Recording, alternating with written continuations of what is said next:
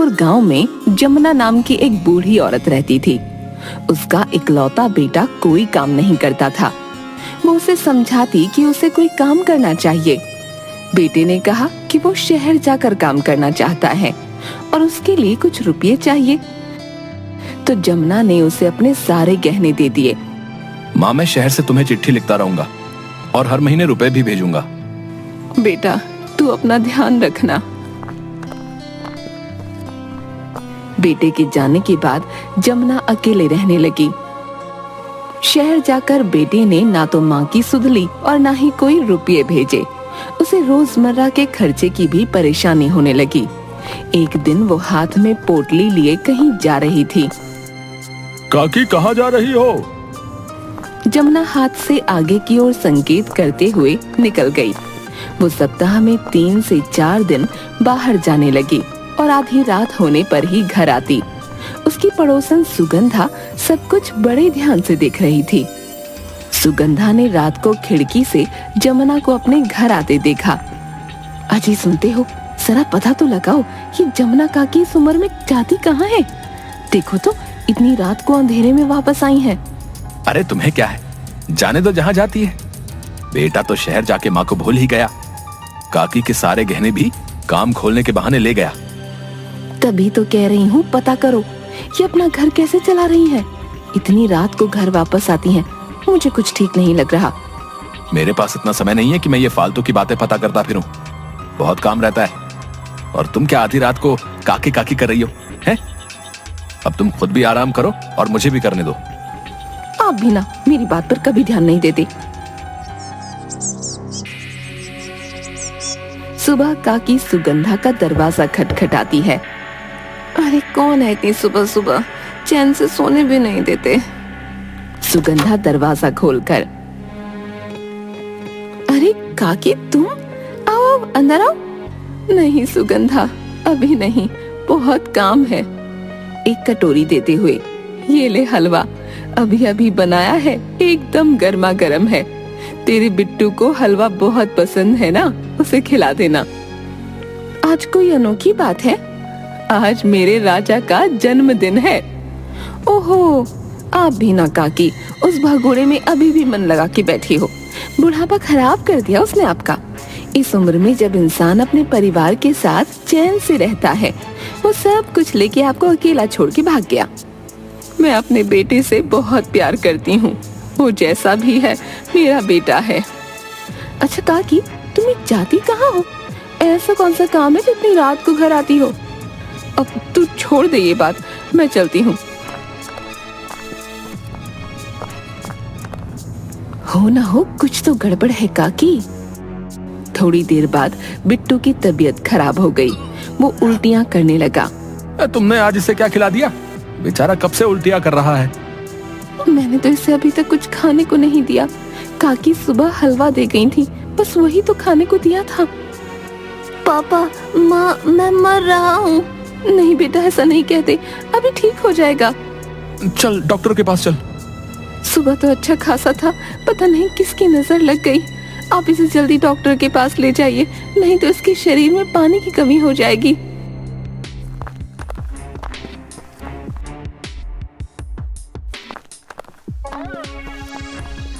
अरे सुगंधा, सुना है बिट्टू की तबीयत खराब हो गई है? हाँ, पर अब आराम है, दवाई लेके सो रहा है। पता नहीं क्या हो गया उसे। हो जाता है ऐसा कभी कभी। सुन, रास्ते में जमुना काकी को देखा था, बड़ी जल्दी में थी, कुछ बोली नहीं। हाँ, पता नहीं कहाँ जाती हैं, आधी रात को घर आती हैं। तू नजर रख, मुझे तो दाल में कुछ काला लगता है। क्या मतलब? मैं कुछ समझी नहीं। मुझे लगता है ये काकी कोई तांत्रिक क्रिया कर रही है। आधी रात को हमारी बाहर जाने की हिम्मत नहीं होती और इन्हें बुढ़ापे में देखो। परसों रात तो काले कपड़े पहने पोटली लिए आ रही थी। मैंने पूछा तो गुस्से में देखने लगी। पक्का ये बुढ़िया कोई जादू टोना कर रही है। तुम ध्यान रखना। आज सुबह काकी का हलवा खाते ही बिट्टू की भी तबीयत खराब हो गई। हे भगवान। रात को वो अपने घर के आंगन से चारपाई उठा रही थी। तभी सामने के रास्ते से एक काली परछाई आती हुई दिखी। काले कपड़े पहने, बाल खोले, सिर पर मोटी लाल बिंदी और खूब काजल लगाए एक बुढ़िया हाथ में लालटेन लिए लाठी टेकते हुए आ रही थी। उसे देखकर सुगंधा डर कर अपने घर के अंदर भाग गई। हे भगवान, रक्षा कर, पता नहीं कौन सी बुरी आत्मा है। उसने खिड़की में से ध्यान से देखा। वो औरत जमुना काकी के घर में गई। अच्छा, तो ये जमुना काकी है। पता नहीं ऐसा रूप बनाकर ये जाती कहाँ है। मेरी तो जान ही निकल गई कि ये कौन है। काकी, तुम्हें तो मैं सुबह देखती हूँ। तभी गांव के कुछ आदमी लाठियां और लालटेन लिए हुए आए। माधव, ओ माधव, जल्दी बाहर आ। सुनिए जी, बाहर कुछ लोग आपको बुला रहे हैं। इतनी रात गए कौन है? माधव बाहर आता है। जल्दी चल हमारे साथ। क्या हुआ, कुछ बताओ तो। कैलाश का बेटा नहीं मिल रहा, उसे ढूंढने चल। 3 घंटे पहले घर से थोड़ा टहलने गया था पर अब तक नहीं आया। उसे अंधेरे से बहुत डर लगता है। माधव उनके साथ चला गया। हे भगवान, इतनी देर हो गई, ये अभी तक आए क्यों नहीं? सुगंधा, अरे ओ सुगंधा।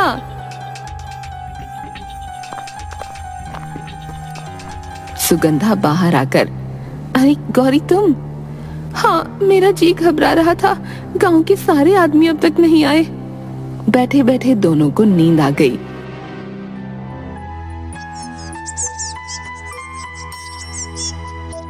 सुबह कैलाश और उसकी पत्नी के रोने की आवाज आई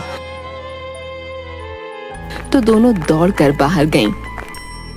कैलाश के बेटे की लाश पड़ी थी और दोनों माता पिता उससे लिपटकर रो रहे थे। तुझे क्या हो गया? तू बोल रहा था अभी थोड़ी देर में आ रहा हूँ। चल, अब सोया क्यों है? उठना। तभी पुलिस आ गई। अरे, इसकी बॉडी पर तो चोट के निशान है। पुलिस लाश को लेकर चली गई और गांव वाले कैलाश और उसकी पत्नी को संभालने लगे। ये सब कैसे?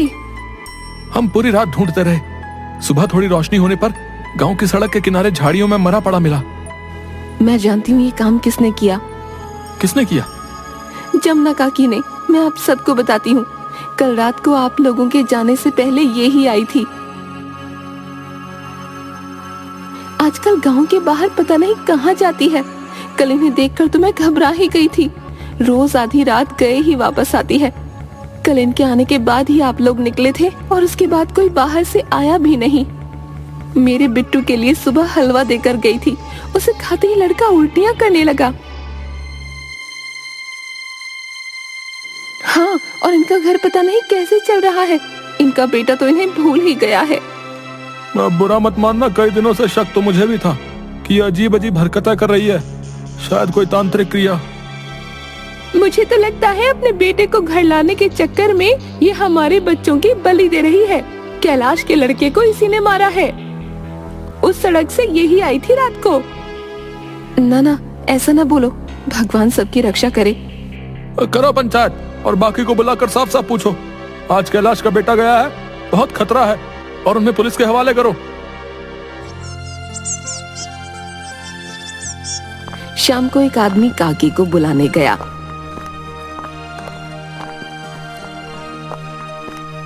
तो वो हाथ में एक पोटली लिए दरवाजा बंद कर रही थी। अरे काकी, तुम्हें पंचायत में बुलाया? अभी मैं जरूरी काम से जा रही हूँ, बाद में आ जाऊंगी। काकी, पंचायत बैठी हुई है, अभी बुलाया, बहुत जरूरी है।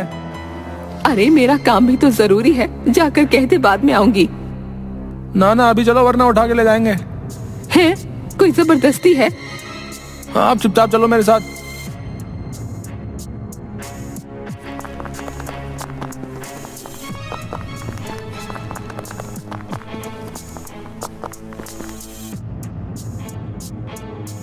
काकी पंचायत में आई। जमुना काकी, तुम आजकल कहाँ जाती हो? सुना है आधी रात को अकेले घर आती हो। मैं कहीं भी जाऊं, कभी भी आऊं, गांव को इससे क्या? पोटली में क्या है? कुछ नहीं। इसे खोल कर दिखाओ। ना ना, ये मेरी है, क्यों दिखाऊं? मुखिया के इशारे पर एक आदमी ने काकी से पोटली जबरदस्ती लेकर खोली।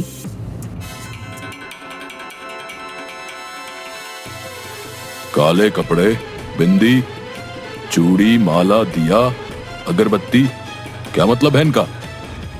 मैं न कहती थी ये कोई तांत्रिक क्रिया करती है, और आज पता नहीं किसकी बलि देगी। बिल्कुल ठीक कह रही हो, कल रात को चुड़ैल के भेष में आई थी। मैं तो डर ही गई, पहचान ही नहीं पाई कि ये काकी थी। काकी क्या ये सही कर रही है? इसी ने मारा है कैलाश के लड़के को। मुखिया जी, इसे तो सीधे पुलिस के हवाले कर दो।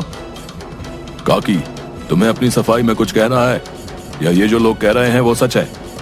तुम्हारे रहने के तौर तरीकों से तो इनकी बात सच लग रही है। मैं क्या बताऊं, मुझे देर हो रही है, मैं जा रही हूँ। काकी वहाँ से जाने लगी तो मुखिया ने एक आदमी को रोकने का संकेत किया और वो काकी का रास्ता रोककर खड़ा हो गया। मैं तो कहता हूँ इस बुढ़िया को ऐसा सबक सिखाओ कि इसका सारा जादू टोना निकल जाए। हाँ, कहते हुए उसने एक कंकड़ उठाकर उन पर फेंक दिया। इन्हें इस गांव से धक्का मारकर निकाल दो। आदमी काकी का हाथ पकड़कर उन्हें जबरदस्ती खींचने लगा और वो गिर गईं। तभी काले कपड़े पहने, बाल खोले 4 बूढ़ी औरतें भागती हुई आईं। तुम्हें शर्म नहीं आती इसके साथ ऐसा करते हुए? अच्छा, तो ये अकेली नहीं, पूरा गैंग है। तभी मैं सोचूं काकी की अकेले इतना करने की हिम्मत कैसे हो गई? मुखिया जी, अब तो सब कुछ आपके सामने है। ये सब जादू टोना करके पूरा गांव बर्बाद कर देंगी। इससे पहले किसी और की जान जाए, कुछ करो।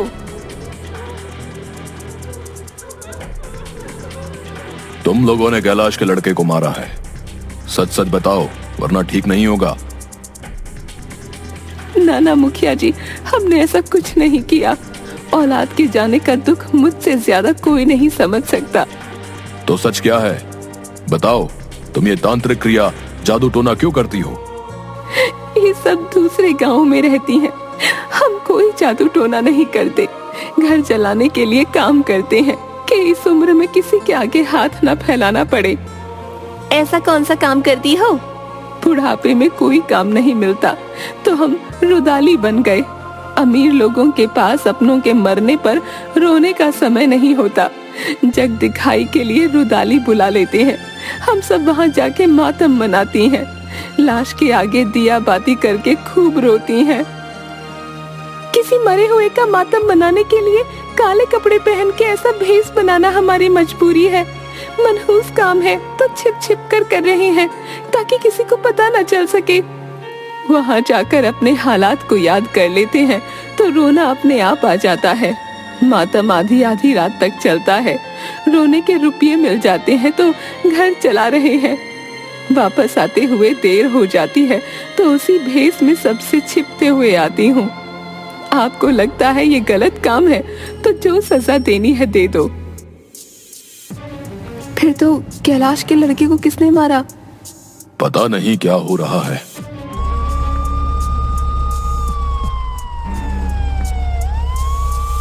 तभी पुलिस वाले आ गए।